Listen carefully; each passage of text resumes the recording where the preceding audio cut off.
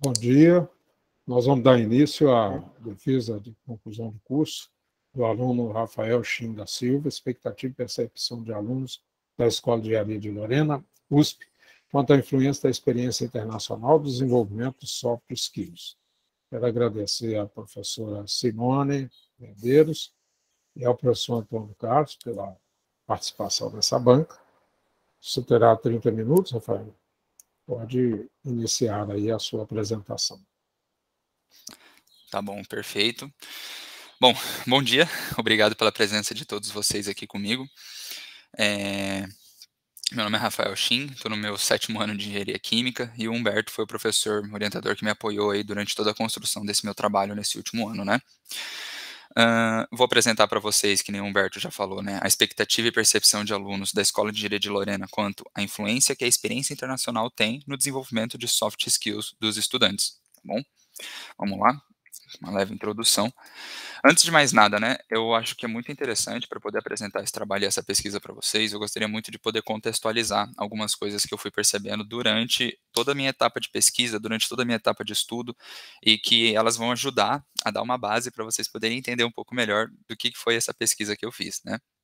Mas basicamente, durante toda a minha fase de estudo ali, preparação, eu trabalhei muito com esses termos de globalização e internacionalização, né? Esses termos eles apareciam muito quando a gente estudava soft skills e experiência internacional. Eles apareciam bastante, todos os autores praticamente comentavam sobre isso. E algo muito interessante é que todos eles comentavam sobre globalização e internacionalização, mas assim, se você colocasse uma definição do lado da outra, pareciam que eram coisas distintas, mas todas as definições, por mais diferentes que elas pareciam, todas elas convergiam para um mesmo ponto, né? O ponto de que o mundo hoje ele necessita, ele é carente de profissionais para um mercado multicultural, ou seja, profissionais que consigam trabalhar em equipes plurais, né, se pode se dizer. E assim, por mais que as definições fossem diferentes, todas elas convergiam para esse mesmo ponto, né? E pensando nisso, a gente também tem a questão da estrutura educacional.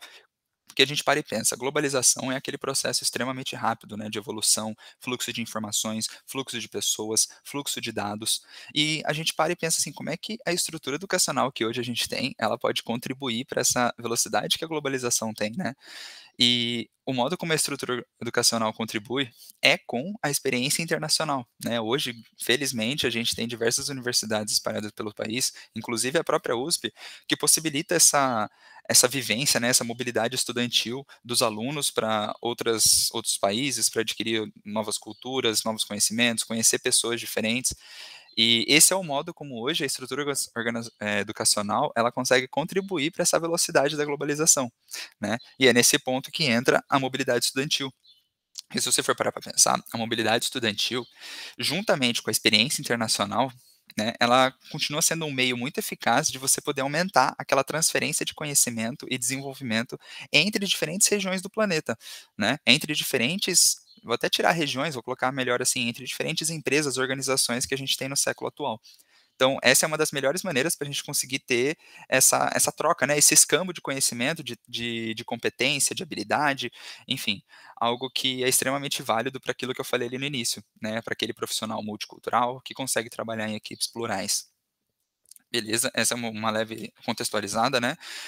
E essa contextualização me levou a esse objetivo, né, que é o objetivo principal do meu trabalho, é analisar essa percepção de diferentes grupos de alunos da região do Vale do Paraíba sobre a influência que a experiência internacional tem no desenvolvimento de soft skills, analisar essa percepção. E o que mais me motivou para poder fazer esse trabalho foi o fato de que eu mesmo não tenho experiência internacional, mas eu sempre trabalhei com pessoas que tiveram experiência internacional, eu tenho amigos que têm experiência internacional, e eu sempre ficava me perguntando, tipo, poxa, será que é realmente tão importante? Será que realmente é tão influente assim para se desenvolver? Porque, por experiência própria, eu sempre eu sempre me apoiei muito nas soft skills. Eu sempre usei muito as soft skills para que eu conseguisse as minhas conquistas nos trabalhos, nos estágios, enfim, onde eu estou hoje. Só que eu não tive a experiência internacional, mas ao mesmo tempo eu sei o quão importante a experiência internacional é para o desenvolvimento de um estudante. Então, como eu não tinha esse conhecimento, eu fui atrás da opinião de quem já teve. Falar um pouquinho para vocês também sobre a questão do referencial teórico, né, a questão da literatura, né, tudo que eu estava pesquisando, eu também encontrei uma questão muito interessante que foi o fato de ter dificuldade na definição de hard skills, soft skills, de novo, foram diversos autores, foram diversas leituras, diversos livros, artigos que, meu, todos eles traziam as suas próprias definições e eu olhava para tudo aquilo e falava: "Meu Deus, será que é semelhante? Será que não é?". E de novo, igual eu falei no acho que no primeiro ou segundo slide, apesar de todas as diferentes opiniões que tinham, dos diferentes autores, todas elas também convergiam para um mesmo ponto. Esse ponto que elas convergiam é de que o profissional multicultural, o profissional apto a trabalhar em equipes plurais que eu falei lá no início, é aquele profissional que consegue misturar e equilibrar essas 2 gestões. Consegue misturar e equilibrar tanto a hard skill quanto a soft skill, né. Então, eh como é que eu posso dizer assim? De uma maneira bem simples, todos eles convergiam para o fato de que, aquele profissional que consegue aliar aquele autoconhecimento técnico com habilidades interpessoais é o profissional que o mundo está precisando hoje.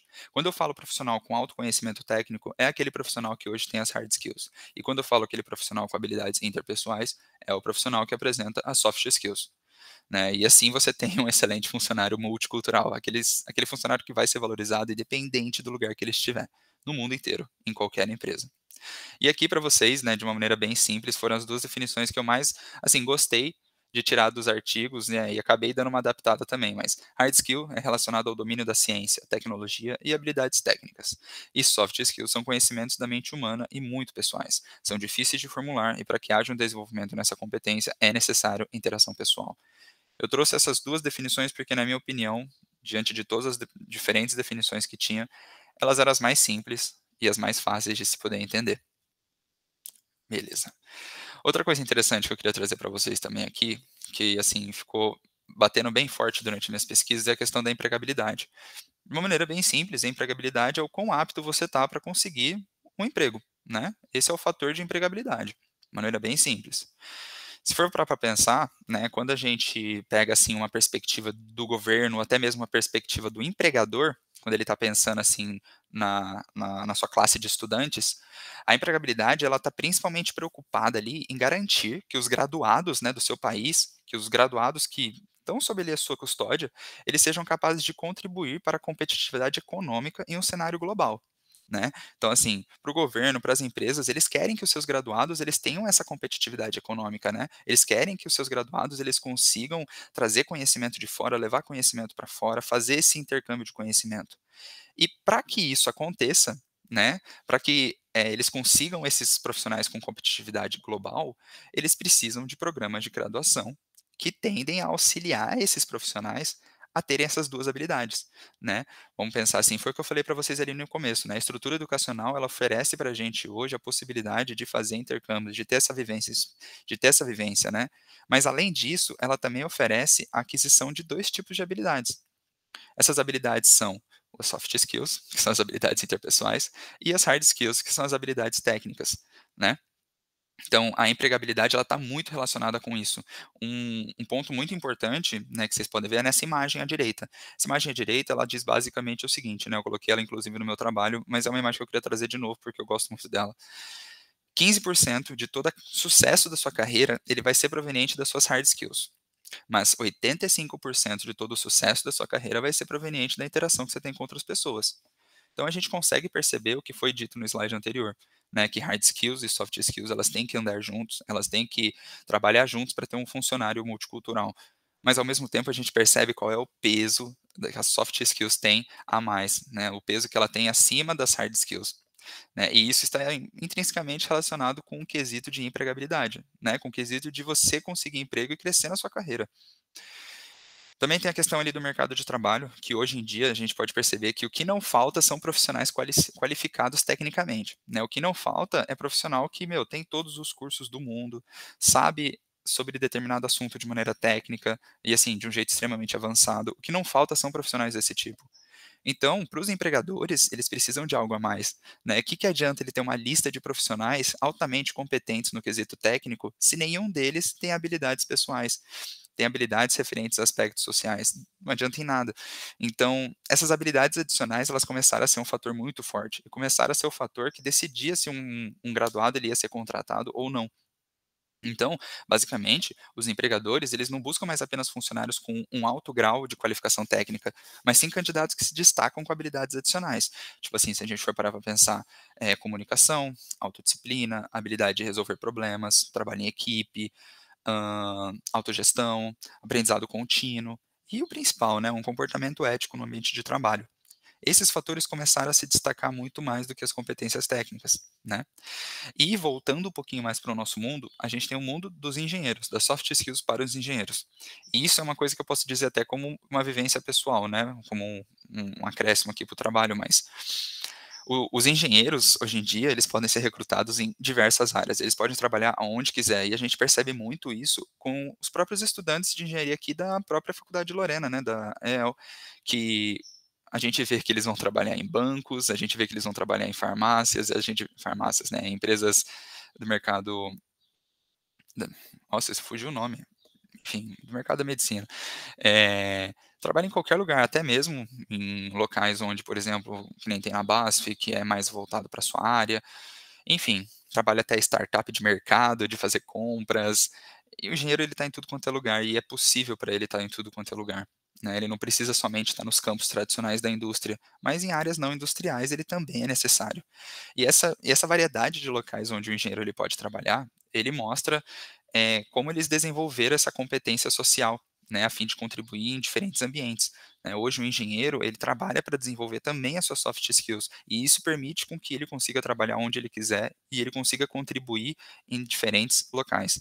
Né? Eu mesmo o meu objetivo principal em ter feito engenharia química foi ter essa possibilidade de trabalhar onde eu quisesse para eu poder experimentar tudo e qualquer tipo de mercado e foi o que eu fiz, né? Eu fiz de 3 diferentes estágios em 3 áreas completamente diferentes, e hoje estou trabalhando como efetivo numa área nada a ver com os estágios que eu fiz, e nada a ver também com a própria parte de química.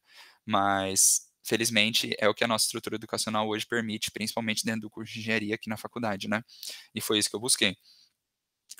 Hã, deixa eu passar aqui o slide. Beleza, falar um pouquinho para vocês da metodologia, né, que eu usei para o meu trabalho.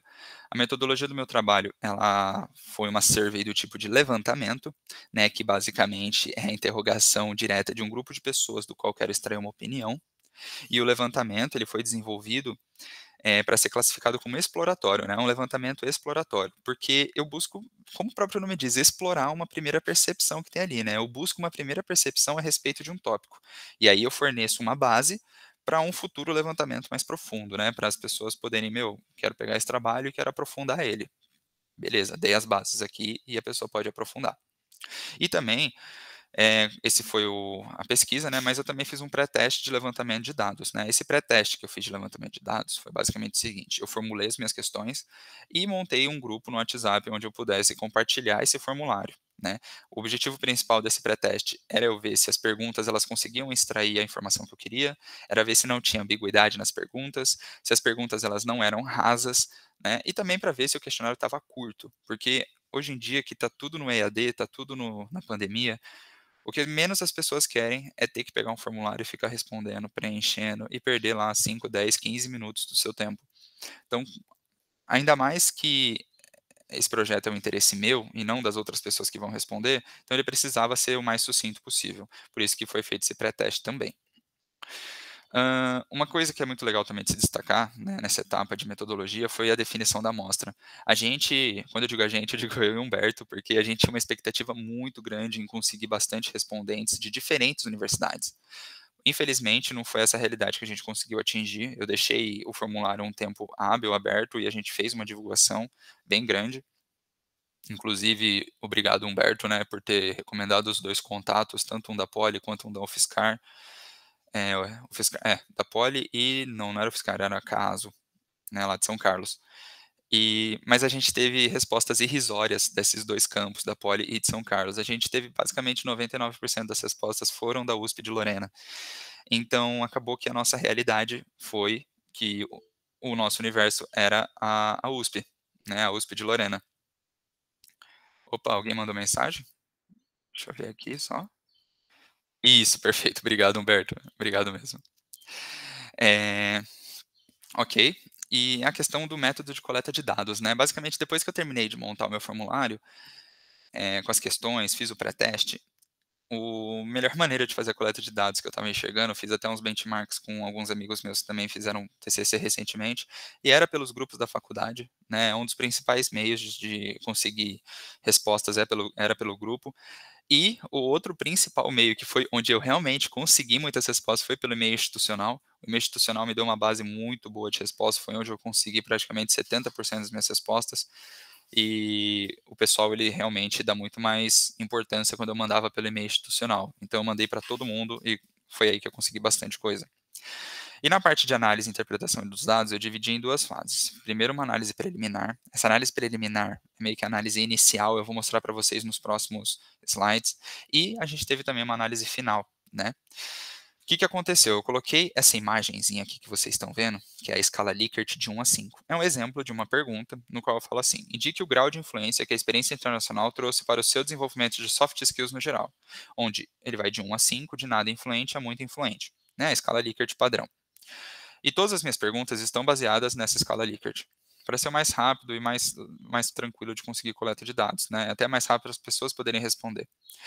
Mas o que acontece? Para minha análise final, como a gente não atingiu um grau de resposta muito grande em questão de quantidade, Humberto fez uma sugestão que eu particularmente gostei bastante, que era juntar as respostas com nota 1 e 2 e juntar as respostas com nota 4 e 5. Então, em vez da gente ter uma escala Likert de 5 divisões, a gente tem uma escala Likert de 3 divisões, tá? Isso daí é que vocês vão perceber lá na frente, por isso que eu só estou querendo explicar agora. Mas isso trouxe para a gente um pouco mais de significância nos nossos dados, por isso que foi feita essa alteração.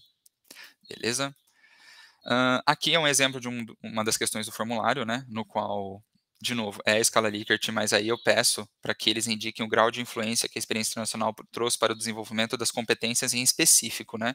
Então tem a competência de comunicação, até a título de curiosidade, né, eu selecionei 8 competências a partir da literatura para poder fazer essa pesquisa, né? Então eu selecionei ali comunicação, pensamento holístico, por curiosidade, pensamento holístico é quem consegue ter um pensamento macro da situação, consegue ter um pensamento crítico da situação, negociação, gerenciamento de conflitos, cooperação, resolução de problemas, encorajar e motivar o próximo e trabalho em equipe. Essas foram as 8 soft skills, 8 competências que eu peguei para análise desse trabalho, né? Beleza? E vou trazer um pouquinho para vocês dos resultados e a discussão que a gente teve a partir, né? Lembra que eu falei ali atrás que tinha as análises preliminares? Essas análises preliminares é o que eu queria trazer agora. Sim, quando eu digo análises iniciais, análises preliminares, é basicamente a gente bater o olho nos resultados e o que a gente conseguiu extrair de cara, né? Primeira, de todos os respondentes que eu tive, 37,5% dos respondentes tiveram experiência internacional. Esse número eu achei que seria menor, né? Por experiência própria, achei que seria menor, mas foi um número que me surpreendeu bastante.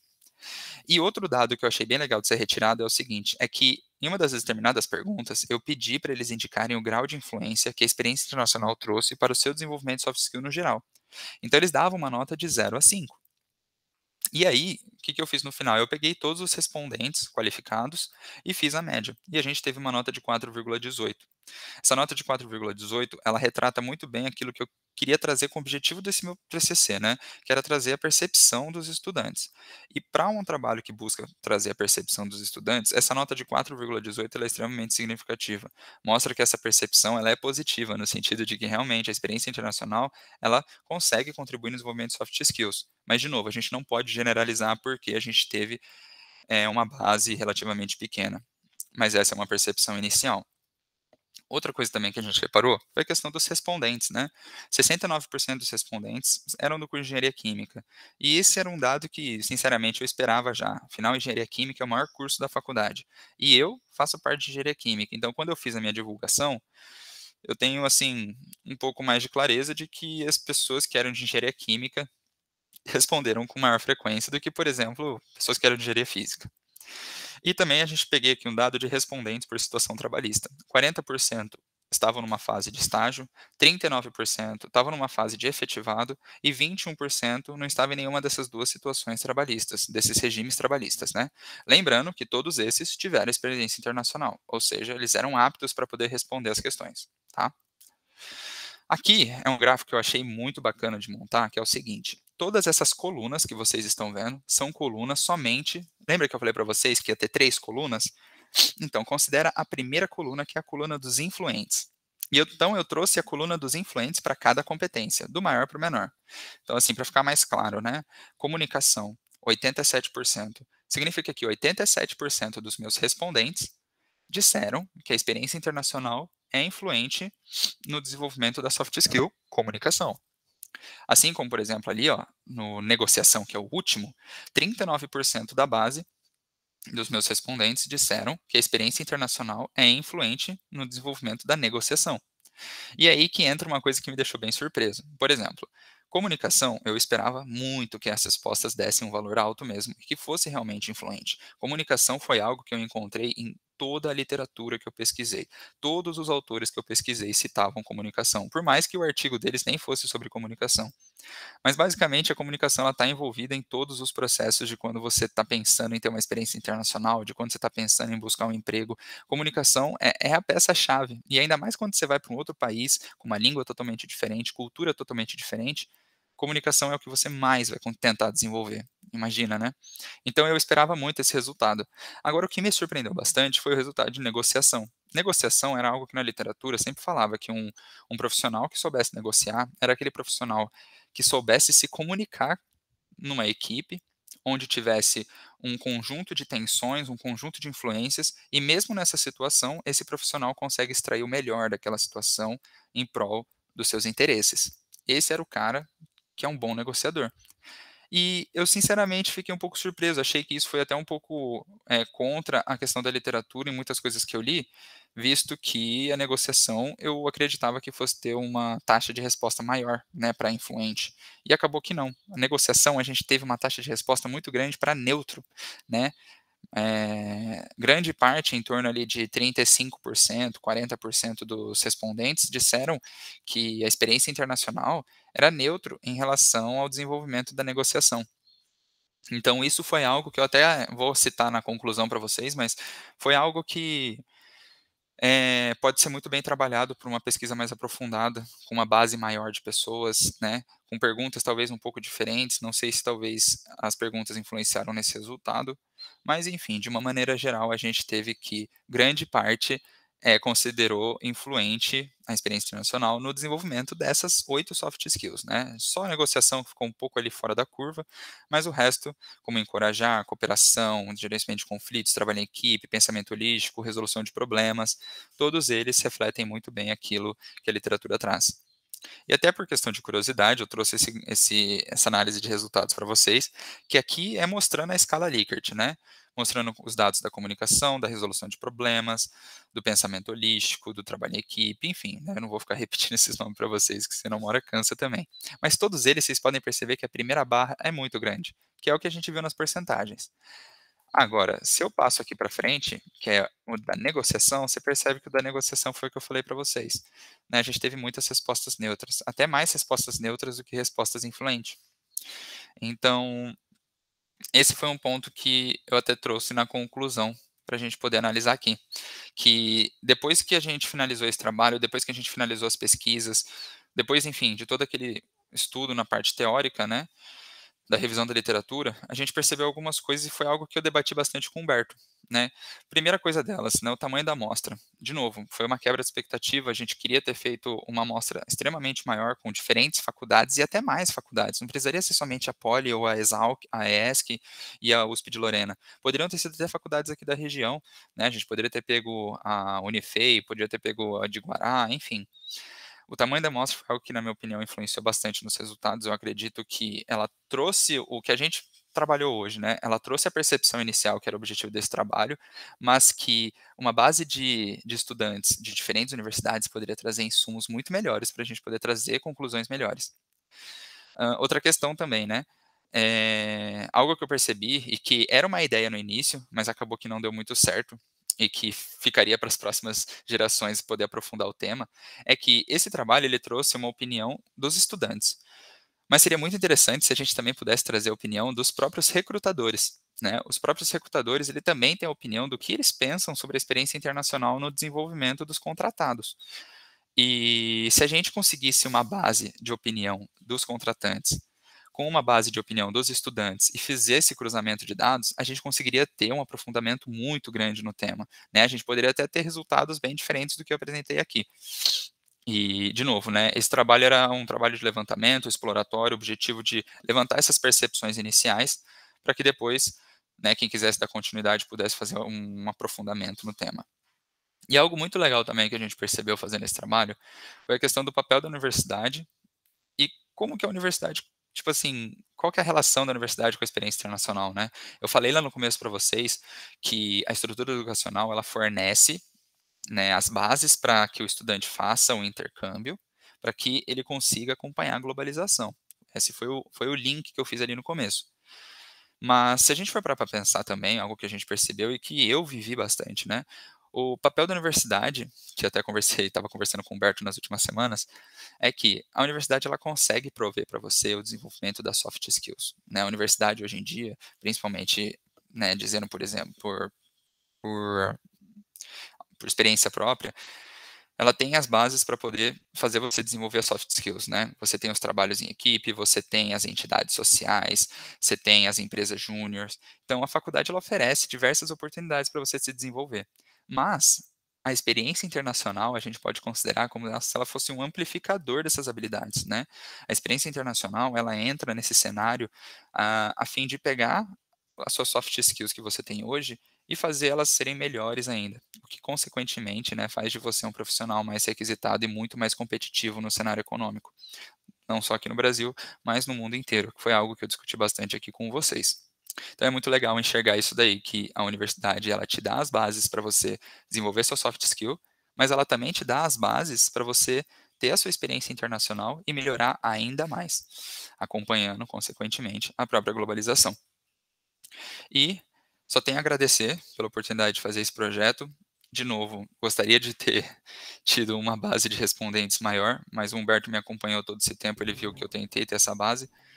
E só tenho a agradecer mesmo. Muito obrigado, Humberto, por ter me acompanhado até aqui. Qualquer dúvida que vocês tiverem, por favor, podem me perguntar à vontade. E é isso. Obrigado. Muito bem. Parabéns aí pela